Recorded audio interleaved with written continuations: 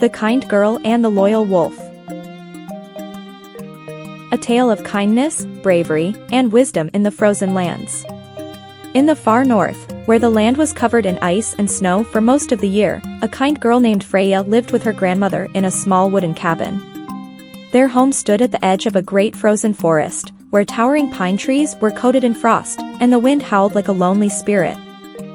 Freya had long, golden brown hair, always braided neatly, and warm, kind blue eyes that shone like the frozen lakes. She wore thick fur-lined clothes made by her grandmother, and her boots crunched softly in the snow as she walked. She had a heart as warm as a fire, always helping animals and those in need. But she was not alone in this frozen world. She had a special friend, a great silver wolf named Koda. Koda had been with her since she was a child when she had rescued him from a hunter's trap. From that day on, the wolf had never left her side. Her grandmother, an old woman with silver hair and wise green eyes, often told her stories by the fire. Freya, she would say, kindness is the strongest power in the world. It can melt even the coldest hearts, just like the sun melts the snow. Freya believed her words and carried kindness wherever she went. As the days grew colder, a terrible storm began to brew. The sky turned dark, and the wind roared through the valley. Freya and her grandmother had stored enough food for the winter, but they worried about the other creatures in the wilderness. "We must help them," Freya told Koda as she put on her fur cloak. With Koda by her side, she ventured into the storm. The blizzard was fierce, but she knew the forest well. She left food for the birds, dug out burrows for the rabbits, and helped an injured reindeer find shelter in a cave. But as she was returning home, she heard a faint cry carried by the wind. Following the sound, Freya and Koda found a young boy, barely older than her, collapsed in the snow. His face was pale, and his clothes were thin. He had clearly been lost in the storm for a long time. Without hesitation, Freya took off her thick outer coat and wrapped it around him. "You'll be okay," she assured him. "We'll take you home." With great effort, she and Koda helped the boy back to the cabin. Her grandmother immediately warmed him by the fire and gave him hot broth. Slowly, the boy's color returned, and he opened his eyes. "Where am I?" he whispered. "You are safe," grandmother said kindly. "Rest now." The next morning, the boy introduced himself as Elias. "I came from the village beyond the frozen river," he explained. "I was sent to find help. Our food supplies have run out, and the storm trapped us. My family and others are starving." Freya's heart ached. She looked at her grandmother, who gave a knowing nod. "We will help," Freya promised. She gathered furs, food, and medicines while Koda prepared to lead the way. Though the journey would be dangerous, she could not turn away from those in need.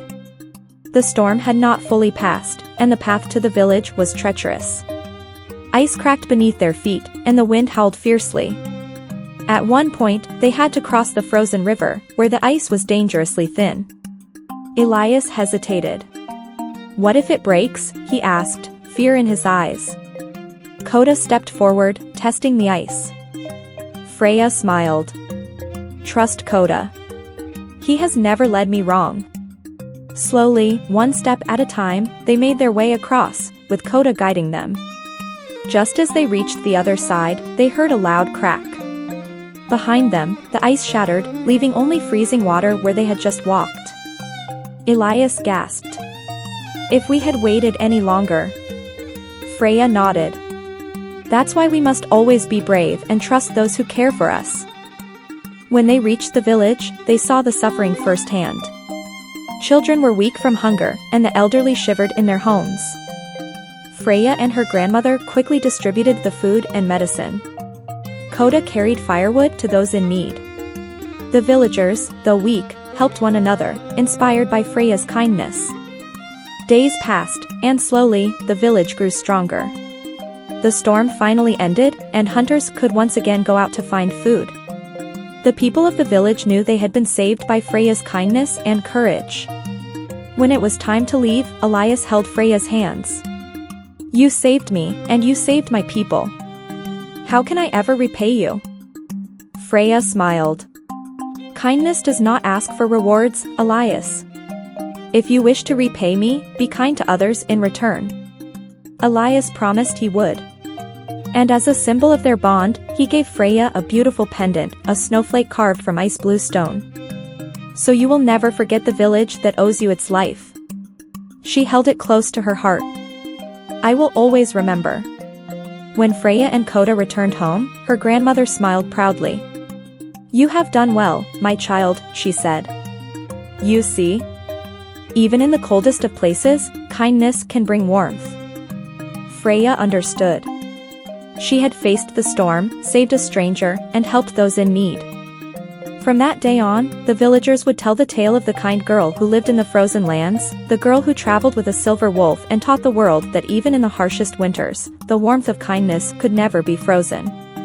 Moral of the story: kindness and bravery can warm even the coldest hearts.